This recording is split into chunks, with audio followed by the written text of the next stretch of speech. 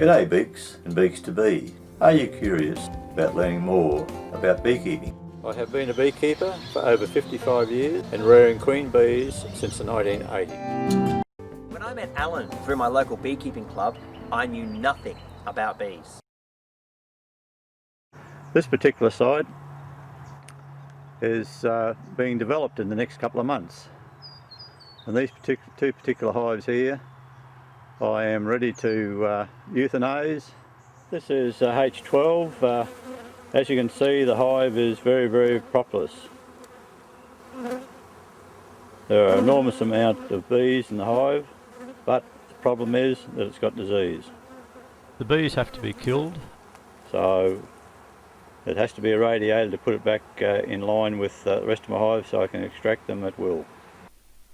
When checking brood frames, always get in the habit of looking for disease.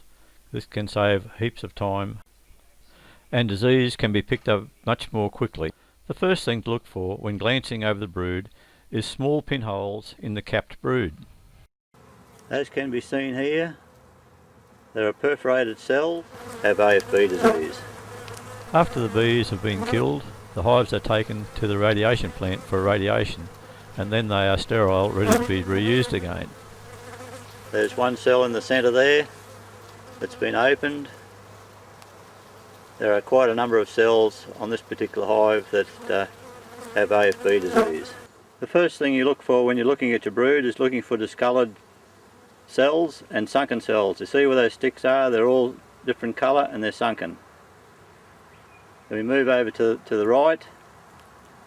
There's one that's been perforated in the centre that's got disease, and there's another one to the right that has just started to be taken. The capping is starting to be taken off. The bees are checking to see if there's anything wrong with that particular cell. This is just one particular frame that I've taken out to show you. Even though the bees are very populous,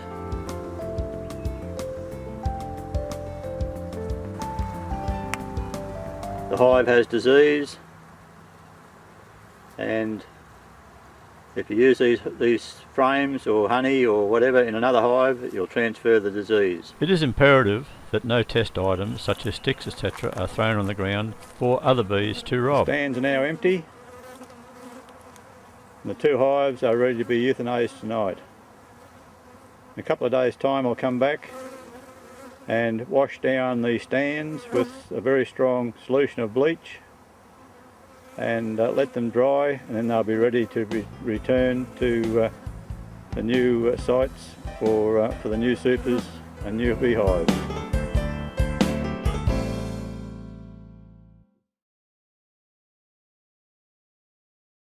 When I met Alan through my local beekeeping club, I knew nothing about bees.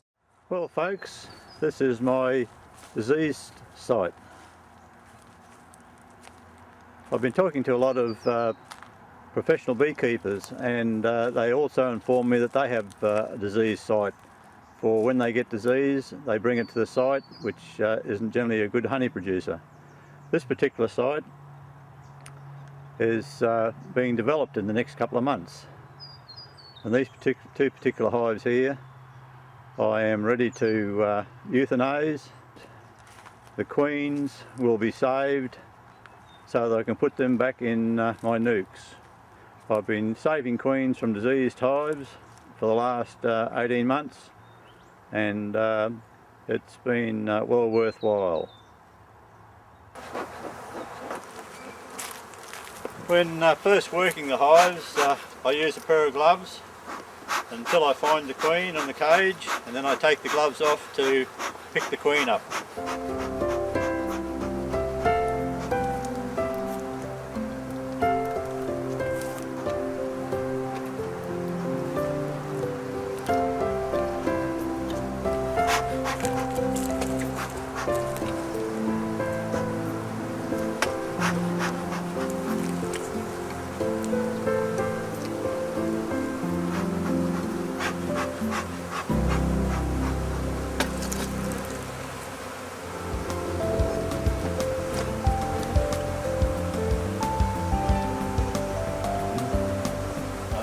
This is all honey, this particular one. A little bit of brood on this side here.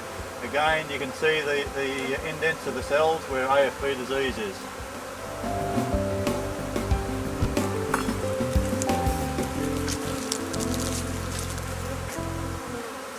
I remove the frames and look for the queen and separate the frames so it makes it easier. She should be marked, so we'll have a look here to see if she's marked.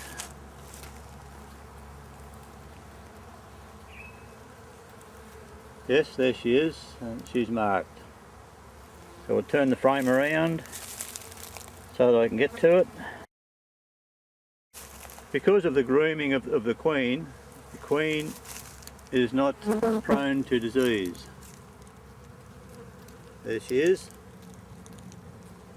So I'll now pick her up and put her in a clean queen cage and then put her in a nucleus hive or any other hive that I want to use it for. My hands are clean.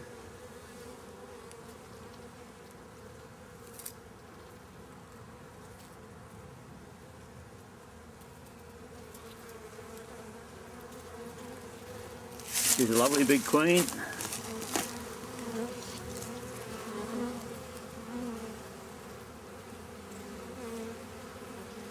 There she is.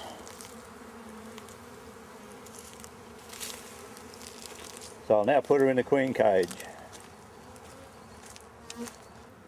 I've now put the queen from H12 in this clean queen cage with clean bees from another hive, ready to put into one of my nukes or any other hive. This is H12.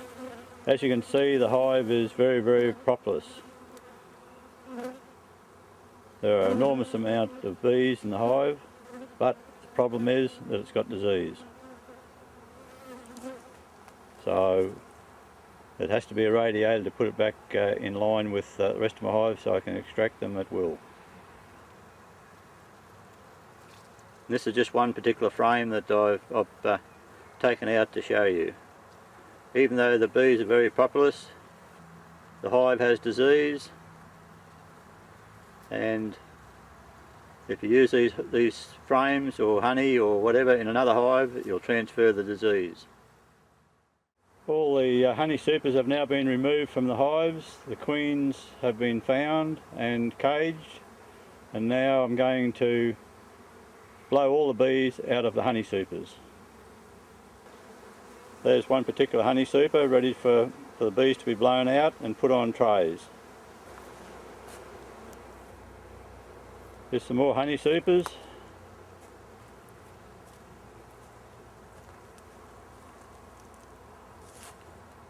All the bees that are blown out will go straight back to the hives. That's one of my homemade excluders, and there's the sterilised gloves that I removed before I caged the queen. This is the first lot that I've blown out, and you can see the bees moving around, and then they'll congregate back in front of the hives.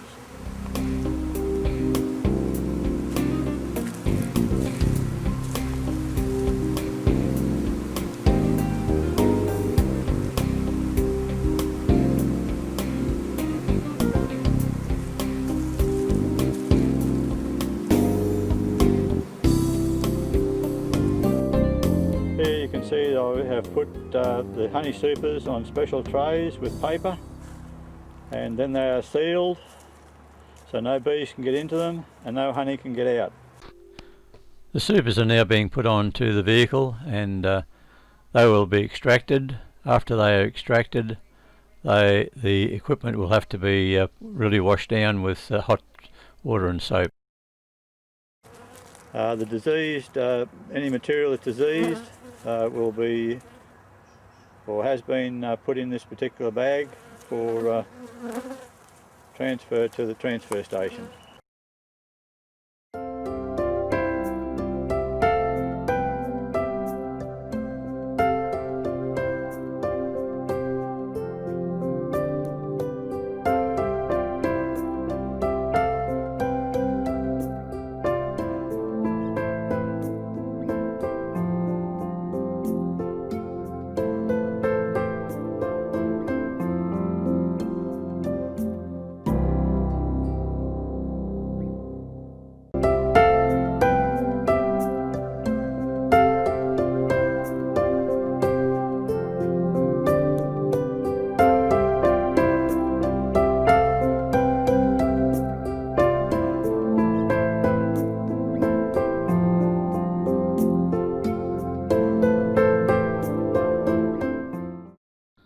Today's episode is checking this super.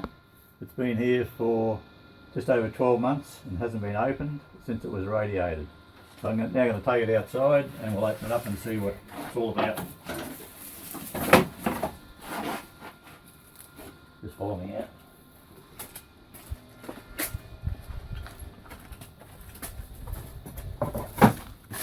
Right, you can stop it there and then I'll just get the radiation there. Yep. So Alan, that's just over a year that you've had that stored like that. Yep. So once you actually take it out of the wrapping, how long until you really need to get it into a As long hive? as it's sealed, it could stay there another 12 months. Okay. Just that I've taken half a pallet of stickies up to the radiation plant because the dearth has already started, and I don't want to have to go into every frame in every super every 7 days. For me to check wax moth grubs every 7 days.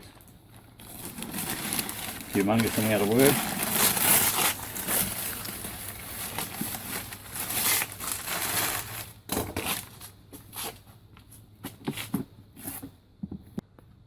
As you can see here, the stickies are still sticky. There's no mildew or anything else on them. And that's 12 months that they've been in this particular sealed up super. That's impressive, isn't it? Yeah, it is, yeah. That's for sure. All frames were inspected and all were the same. There's no wax moth, grub or small hive beetle in these frames. So you do that every year When when the dearth comes in? Yeah, when the dearth comes in at the end of autumn, when the honey doesn't come in as much for winter. We always do all the supers ready for the new season just before winter. Excellent. And they're ready to go as soon as, because 9 times out of 10 it's middle of winter when my Italian carniolan bees start to increase in bee numbers. What I'll do is I'll just hang on. Right, so here's some paper that I put on top of the supers. The super is totally sealed around the perimeter and on the sides. Paper goes on. One of these skateboards. And then you just put that on the back of the truck and use the stickies as we go around from site to site. Yes. And what vintage is that newspaper, Alan? 1999? Yeah, 1999 yet, not out. So there you can see that it's a lot easier to lift your supers by the handles. Yeah. And everything's together. It's totally sealed, so it doesn't matter how long I leave this super now. It's been 13 months since it was used, and for all intents and purposes, it could be another 12 months before I use it.